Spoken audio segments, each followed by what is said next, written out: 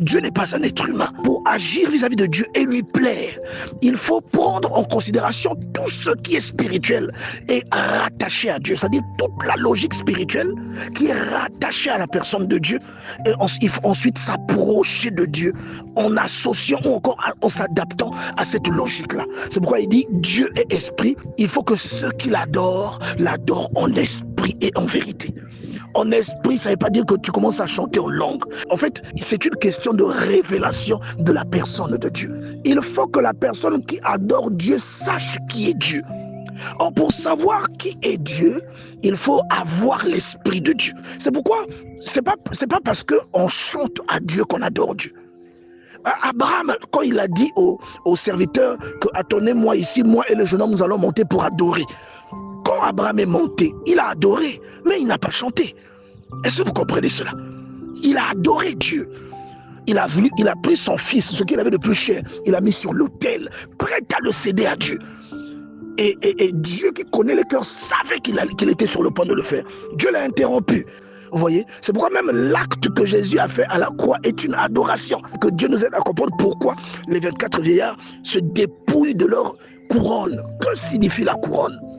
La couronne, c'est le symbole de l'autorité royale, de la distinction, de l'élévation de quelqu'un. Et je vous ai dit que c'est ce que David a fait. Il a pris ses vêtements royaux. Et vous allez voir même Jephthé, qui a donné sa fille à Dieu. Donc, l'adoration, ce n'est pas le chant. Ce n'est pas le chant, bien-aimé dans le Seigneur. Que quelqu'un nous aide à comprendre que c'est beaucoup plus que cela. Quand vous voyez Matthieu chapitre 2, les mages qui partent de l'Orient et qui viennent se prosterner devant un bébé et qui lui offrent de l'encens, de l'or et de la myrrhe. Et la Bible dit qu'ils l'adorèrent. Ils se sont prosternés devant le petit enfant et ils l'ont adoré. Vous voyez ça? Est-ce que vous pensez que les mages avaient chanté? Je ne crois pas. Vous voyez? Donc l'adoration, moi je prie pour que quelqu'un... C'est pourquoi pour être un adorateur, il faut passer beaucoup de temps dans la communion personnelle. Il faut passer beaucoup de temps à dialoguer avec Dieu. Et je dis souvent que même quand vous êtes seul, vous ouvrez votre Bible. La Bible que vous ouvrez là, en la lisant, c'est avec Dieu que vous discutez.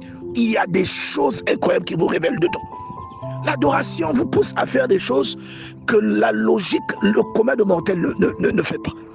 L'adoration pousse à faire des choses qui feront que les gens vont vous traiter de lâche. Non, celui qui adore Dieu doit avoir l'esprit de Dieu. Mais on ne peut pas adorer ce que l'on ne connaît pas. Une adoration consiste à poser un acte qui donne à Dieu l'exclusivité et la prééminence qui lui revient de droit sur notre vie et sur nos intérêts personnels. Vous voyez David faire quelque chose que vous retrouvez dans le livre d'Apocalypse au chapitre 4.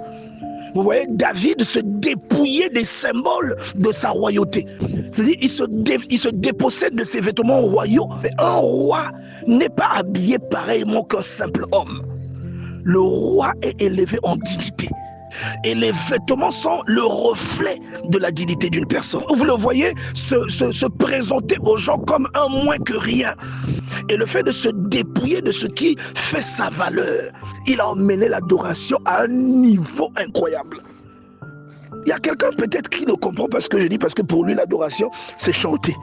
Vous voyez?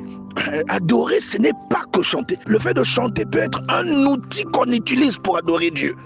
Mais adorer, c'est d'abord un acte que l'on pose.